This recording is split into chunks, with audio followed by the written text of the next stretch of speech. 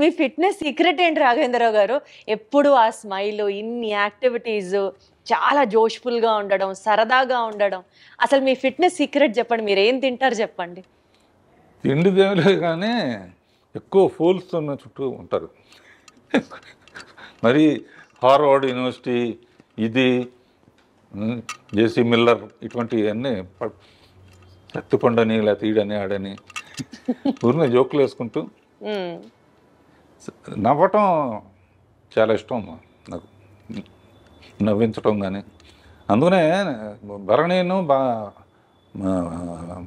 బ్రహ్మానందం వీళ్ళు కొంచెం పొయిటిక్ ఇది ఉందన్నమాట.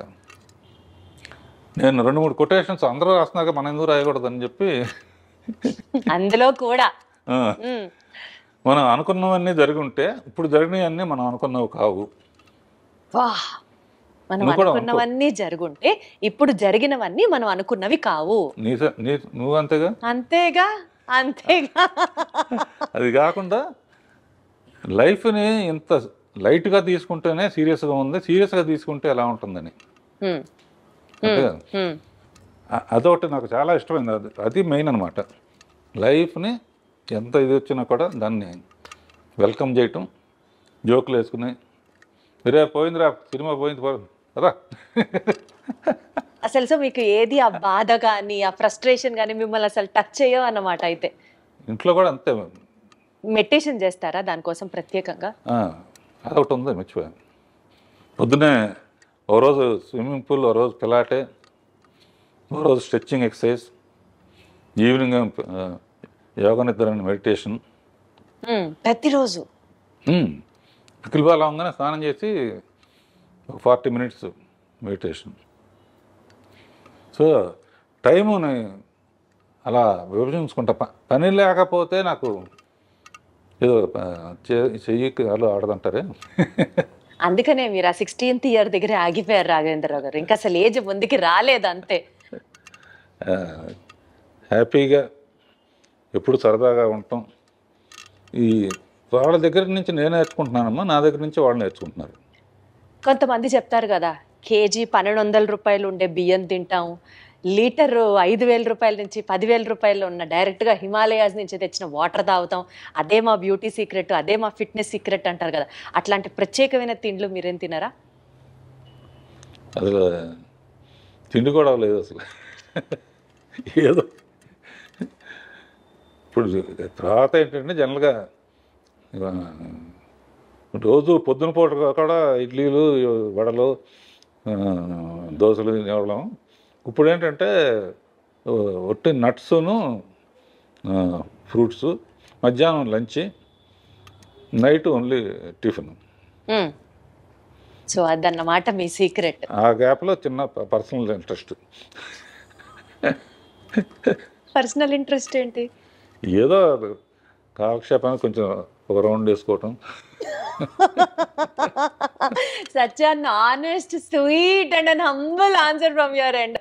అసలు సూపర్. ఎటు మనం ఈ విషయాలు మాట్లాడుతున్నాం కాబట్టి రాఘవేంద్ర గారు, నాకు ఇందాకటి నుంచి మిమ్మల్ని చూస్తున్నాను, మీతో మాట్లాడుతున్నాను, కానీ నా ధ్యాస అంతా మీరు షర్ట్ మీద పెట్టుకున్నటువంటి ఆ గ్రీన్ అండ్ వైట్ బ్రోచ్ మీదకి వెళ్తోంది. అసలు అది ఎంత క్యూట్గా ఉందంటే ఏంటి చెప్పండి, దాని సిగ్నిఫికెన్స్ ఏంటి, దాని బ్యూటీ ఏంటి? ఇది మా అమ్మాయిలు ఏంజల్ ఉంటే మంచిది అంటారమ్మా. ఏంజల్ ఇళ్లలో కూడా ఏంజల్ బొమ్మ పెడితే చాలా, లేకపోతే నువ్వు కూడా పెట్టుకో ఇంట్లో, ఇది పెట్టుకో అని చెప్పి మా పిల్లలు ఇచ్చారు. ఇది వాళ్ళు ఇచ్చిందంటే నాకు వాళ్ళంటే నాకు ఎంత ప్రేమో, ఇది అంటే అంత ప్రేమ అనమాట. దీంతో చాలామంది అడుగుతారు, ఇది ఎక్కడ పోతుందో అని చెప్పి 2-3 ఒక్కోసారి పడిపోవచ్చు కదా. ఒకటి మట్టుకు అందరూ 2-3 ఎప్పుడూ పెట్టుకుంటాను.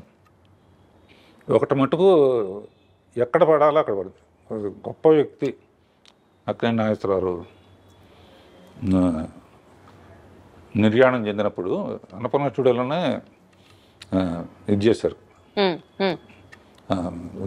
ఫైర్ లాస్ట్ రైట్స్ అన్ని అక్కడ చేశారు. నాగార్జున ఎక్కువ ఎమోషనల్ అయితే నేను గట్టిగా కావాలని ఇంటికి వచ్చి చూస్తే ఇది లేదు, అందులో పడిపోయింది అనమాట. అందుకనే ఎప్పుడు సేఫ్టీకి దానికి నేను చాలా హ్యాపీగా ఫీల్ అయ్యాను.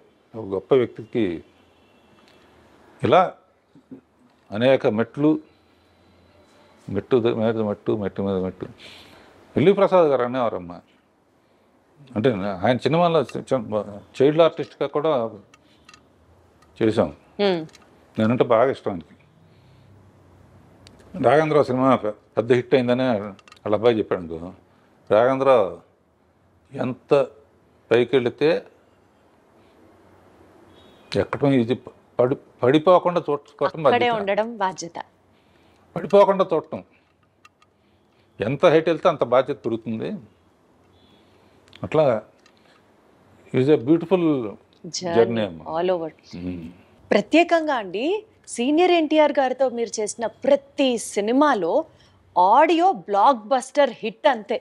చక్రవర్తి గారు మ్యూజిక్ అనుకోవచ్చు, లేకపోతే వాట్ ఎవర్, కారణాలు ఏంటో మీరే చెప్పాలి. కానీ అసలు ఆ పాటలకి మీరు దగ్గరుండి రాయించుకునేవారా, లేకపోతే ఎన్టీఆర్ గారే రాసేవారా? అసలు ఏంటి ఆ మ్యాజిక్? యాక్చువల్గా అమ్మా, ఇందాక చెప్పినట్టు రామారావు పిక్చర్ రాగానే ఎట్టి పరిస్థితుల్లో సక్సెస్ చేయాలి అన్నది ఒక అప్పుడు ఏంటంటే నాగేశ్వరరావు డ్యాన్స్లు అంటే బాగా విపరీతంగా స్టెప్పులు విజిల్స్ చేసేవాళ్ళు. రామారావుకి అంత సాంగ్స్ అప్పుడు మిగతా వర్షిప్ ఉండేది, కానీ ముందు అది కూడా కవర్ చేయాలని చెప్పేసి నా బిలీఫ్ ఎప్పుడు సాంగ్ హిట్ అవ్వాలన్నా ఇది చెప్తున్నా దాని లీడ్ సీన్ బాగుండాలి. సో సాంగ్స్లో ఆయన ఫెయిల్ అవ్వకూడదు అనుకుని ఆరేసుకోబోయే పారేసుకున్నాను అనే అడవి రౌండ్ల పాట మాధవన్ గారు మ్యూజిక్. ఆ పాట అప్పుడు ఏంటంటే హీరో కోసం పరిగెత్తుకుంటూ వస్తుంటే నీళ్ళలో పడిపోతుంది. ఆయన వచ్చే లోపల ఆరేసుకోవాలని చెప్పి లీడ్ అలా తీసుకు ఈ లోపల ఆయన వచ్చేస్తున్నాడు. ఆడియన్స్ ఎంత మంచి వాళ్ళు అంటే వస్తామంటే చీర ఎగిరిపోయింది. చెట్టు నుంచి ఆరేసుకోబోయి పారేసుకున్నానంటే ఓ ఏళ్ళలో డబ్బులు అంటే టేక్ ఆఫ్ ఉంటేనమ్మా. అక్కడి నుంచి ఇక పాటల్లో కూడా ఆయన కూడా అందులో కృషి ఉంటే మనుషులు ఋషులు అవుతారులో ఎన్లైట్మెంట్ ఆఫ్ సోషల్ ఇది ఒక మోటివేషన్ సాంగ్. తర్వాత కోకిలమ్మ పెళ్ళికి అనేది, తర్వాత మేజర్ చంద్రకాంత్ పుణ్యభూమి నా దేశం పాట. అసలు మేజర్ చంద్రకాంత్లో పుణ్యభూమి నా దేశం ఎక్కడికి వెళ్ళినా సరే ఆగస్టు 15న జనవరి 26న ఈ పాట ప్లే అవ్వకుండా భారతదేశంలో ఎక్కడ ఉండదు అంతే. అదిను ఆయన అందులో కూడా అన్ని గెటప్పులు శివాజీ అల్లు సీతారామరాజు ఆయన అనేవాడు, బ్రదర్ చాలామంది చేశారు జాగ్రత్త అని. అంటే అల్లు సీతారామరాజు కట్టబొమ్మను కూడా ఇచ్చాం కదా, శివాజీ గణేష్ చేశారు. కమిట్మెంట్ అంటే ఆయన గెటప్లన్నీ ఆయన గద తయారు చేసిన అన్ని డిజైన్ ఆయన వస్తాడు. ఎన్టీఆర్ గారే డిజైన్ చేసేవారా? బాగా ఆ ఇప్పుడు సాంగ్లో చూసి తెలుస్తుంది. కట్టబ్రహ్మన్ గెటప్ సంకెళ్ళతో మొత్తం ఇట్లా బంధిస్తుంటే దాన్ని చీల్చుకొని నడవాలి ఆయన. మన ప్రొడక్షన్ వాళ్ళు ఉంటాయి, కార్లో కంఫర్టబుల్గా ఉండదని ప్రొడక్షన్ తెప్పించుకుని టిఫిన్ క్యారియర్లో నింపుతామే, అందులో ఎక్కొచ్చాడు ఆయన. ఎక్కొచ్చి ఇట్లా దిగితే అట్లా బెంగళూరు ప్యాలెస్లో తీసాం, ఎవరు కట్టాలిరా పన్ను. అమ్మో ఇక ఆయన టాపిక్ సౌందర్యలో టాపిక్ వచ్చినప్పుడు నేను తట్టుకోలేక ఏడ్చేసాను. ఇప్పుడు కూడా లైట్గా మీ కళ్ళు చెమరుస్తున్నాయి, అర్థమవుతుంది. అంటే నాకు ఆయన లేకపోతే అసలు అంటే అంత బాగా చూసుకున్నారు. నేను అందుకనే చెప్తున్నాగా, ఫస్ట్ ఆయన మీద క్లాప్ కొట్టడమే నాకు నా ముహూర్తం అంటారే, గొప్ప ముహూర్తం అన్నమాట నా జీవితానికి. అందుకనే ఆయన దేవుడిలాగా జీవితంలో మర్చిపోలేని. అద్భుతం. మీరు అలాగా ఇప్పటికీ తలుచుకుంటూ సందర్భం వచ్చినప్పుడు అల్లా ఆయనకి కృతజ్ఞతలు చెప్పడం అంటే మీ గొప్పతనం అంతే. పాటల ప్రస్తావన వచ్చింది కాబట్టి శ్రీదేవి గారితో మీరు 24 సినిమాలు చేశారు. అసలు మీరు చేసినటువంటి హిట్ సాంగ్స్ గురించి మాట్లాడుకుంటూ వెళ్తే ఒక ఎపిసోడ్ మొత్తం దాని గురించే చేయాలి. But one of my favourites కానీ ఈ జనరేషన్లో కూడా ఈ ఇన్స్టాగ్రాము, ఫేస్బుక్, యూట్యూబ్లో రీల్స్ అని చేస్తూ ఉంటారు. ఇప్పటికీ ఎవర్ ట్రెండింగ్ సాంగ్ సిరిమల్లె పువ్వా. అసలు ఎంత బాగుంటుందో ఆ పాట. ఈ పాట వెనకాల ఉన్నటువంటి కొన్ని జ్ఞాపకాలని పంచుకోండి సార్. శ్రీదేవిది ఒక హిస్టరీ అమ్మా, ఎవరికి జరగనే. మా ఫాదర్ పిక్చర్లో చైల్డ్ ఆర్టిస్ట్, నేను అసిస్టెంట్ డైరెక్టర్. నిద్రపోతా ఉంటే షార్ట్ రెడీ అని చెప్పి ఎత్తుకుని తీసుకొచ్చి యాక్ట్ చేయించాడు. ఒకసారి కొన్ని నాకు ఇచ్చేసేవారు ఆయన, నువ్వు చేసురా అని. మౌంట్ రోడ్లో అమ్మాయి రోడ్డు దాటు హడావుడిగా రావాలి. నేనేంటి మనకు ఛాన్స్ దొరికింది బాగా తీయాలని చెప్పి అప్పుడే లైట్స్ వచ్చినాయి అనమాట. నేను ఇట్లా ఊపుతాను, నువ్వు పరిగెత్తుకొచ్చా అన్నాను. లైట్లు గ్రీన్ పడింది, ఊపాను. కార్లు వస్తాయి, ఆ సెన్స్ పోయింది. అయ్యో, లక్కీగా ఆ షాట్ కూడా అందులో ఉంటుంది. జస్ట్ ఎడ్జి తగిలి పడిపోయింది. పడి అన్కాన్షియస్ అయిపోతే ఎత్తుకుని నాకు జైలు ఇవన్నీ కనపడినాయి అనమాట. అయ్యో, ఏమవుతుందా, ఏ రిస్క్ అవుతుందా. అలా స్టార్ట్ అయ్యింది. ఆ తర్వాత పెద్దమ్మాయి అయిన తర్వాత ఫస్ట్ అటు ఇటుగా ఉన్నాయి. తమిళ్ 14-15 బాగా. సో దానికన్నా బాగా తీయాలన్న ఛాలెంజ్తో ఆ సిరిమల్ల పువ్వ పాట ఒరిజినల్లో కూడా భారతరాజు గారు చాలా బాగా తీశాడు. నేను ఇందులో నా ఇది బొప్పాస్కాయ దానికో ఏ ప్రోగ్రాంకి వెళ్ళినా కూడా కంపల్సరీగా నాకు ఆనందం ఏంటంటే శ్రీరామనవమికి రామదాస్ పాటలు వేస్తారు, కొండ మీద అన్నమయ్య పాటలు వేస్తారు. ప్రోగ్రామ్స్లో ఆగస్ట్ 15 అంటే మేజర్ చంద్రకాంత్ పాటలు వస్తాయి. సిరిమల్ల పువ్వ అబ్బనైతేందబ్బా. అసలు ఆ పాట గురించి మీరు చెప్పద్దు. బ్లూ కలర్, నేను చిరంజీవి గారి బర్త్డే సెలబ్రేషన్స్ది ఒక ఈవెంట్ హోస్ట్ చేశాను.